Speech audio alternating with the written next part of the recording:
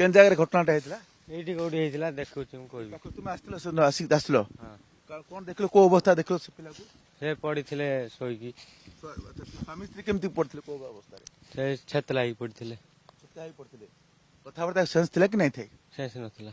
ଆଚ୍ଛା, ଆଉ ସେ ଛୁଆଟା? ଛୁଆଟା ରାସ୍ତାକୁ ଯାଇ ଅଟକଉଥିଲା ଗାଡିକି। ରାସ୍ତାକୁ ଯେ ଗାଡି ଅଟକଉଥିଲା। ହଁ।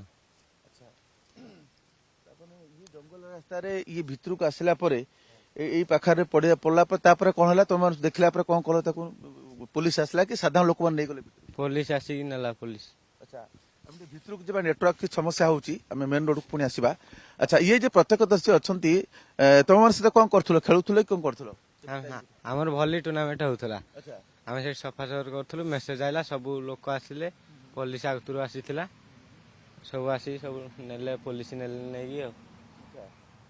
ପୋଲିସ ନେଇକି ଗଲା। ଆଚ୍ଛା, ସେତେବେଳକୁ ସେ ଛୁଆଟିର ଅବସ୍ଥା କେମିତି ଥିଲା? ଛୁଆ ଭଲ ଥିଲା।